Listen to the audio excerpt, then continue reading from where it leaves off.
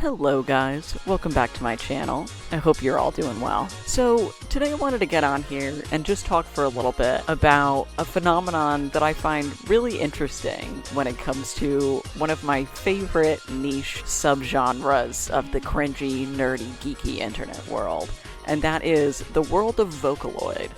And today specifically, I want to sort of look at how Vocaloid interacts with the self, and on a sort of larger note, how technology and humanity can interact symbiotically. And I think Vocaloid is a really interesting microcosm of that sort of like human technological symbiosis. And there are a lot of different ways to look at this very broad topic, but I think fundamentally, like, the place I want to start is this idea of, like, allowing a digital imitation of a human to broadcast your most intimate and human thoughts. And I feel like that sounds like it should be a contradiction, but it's not. And specifically the fact that, like, so many people write such dark and disturbing lyrics when it comes to Vocaloid songs, you know? There are a lot of Vocaloid songs, not only just about, like, killing people or murder and blood and guts, but, like, there are a lot of Vocaloid songs about sexual abuse, sexual exploitation, specifically about, like, the sexual abuse of children. A lot of stuff that comes from the perspective of, like, a damaged or a tortured child. And so I think it's really interesting that Vocaloid is as I said, sort of a tool set and a place to be able to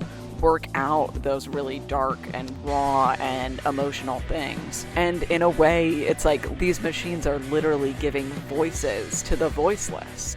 And you can find that in like a very particular example when it comes to trans women and Vocaloid, right? Trans women in general are the pioneers when it comes to most electronic music, you know, especially when you think of somebody like Wendy Carlos or Sophie, or like I'm a huge Throbbing Gristle fan with Genesis P. Orridge. But an interesting thing about a lot of that music is that it's instrumental. When you think of a, you know, more recent artist, a more contemporary artist who uses sound to help alleviate her dysphoria is like Laura Lee from 100 gecs. I'm personally not a huge 100 gecs fan, but I really love the sort of concept of, like, you're gonna pitch your voice and auto-tune your voice way up, and that's what sort of gives you gender euphoria. And so I think Vocaloid, when it comes to the couple of different trans women Vocaloid artists that I listen to, there's, you know, a very similar feeling of that going on, and sort of being able to have a voice that in a way is artificial but can also feel more purely feminine than a trans woman's voice. If you don't want to do, you know, any vocal training, wants to be able to get your thoughts and your feelings out into the world literally sounding a specific way, then Vocaloid is like the perfect medium to do so. And one of the coolest things about Vocaloid is the fact that they're literally made for this to be the case. Specifically, I think an interesting point around this is the fact that, like, people in the fandom for years and years and years have wanted an official manga or an official anime, you know, or something serialized or narrative with each of the different characters, and they won't make one because each character sort of needs to be a blank slate in order for all of this to hold together. I mean, each character is a sound bank and an avatar. And obviously, like, the fandom has sort of created stereotypes for each character, or like certain types of songs or certain things in meme videos from MMD or whatever. But still, fundamentally, like, the potential of being able to make them whoever you want, however you want, is still genuinely there. It's built into the code, which honestly is true of, like, the synthesizer when it first became an instrument. I was talking about Wendy Carlos before. It's like, I remember watching a video of her just like fucking take a sound wave, just a normal ass sound wave, and make it sound like different instruments. I just find this sort of like digital pliability to be so interesting in general. And because Vocaloid sort of anthropomorphizes that, it just like adds such an interesting layer on top of all of this. And my last note is less about the creation of the music and more about sort of the world that I've found myself in when it comes to Vocaloid, being a listener and being a fan. I think it's really interesting that not real people end up bringing real people together, and especially certain types of people that may not spend a lot of time with other people, whether you're a hikikomori or some, sort of dweeby anime guy or whatever.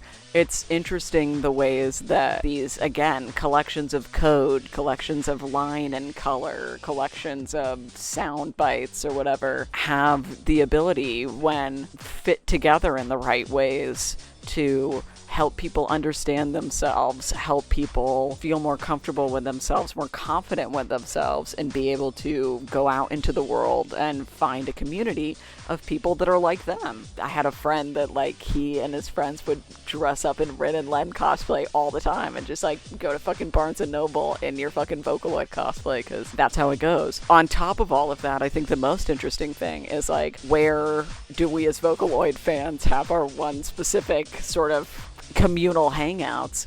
It's at concerts, fucking hologram concerts.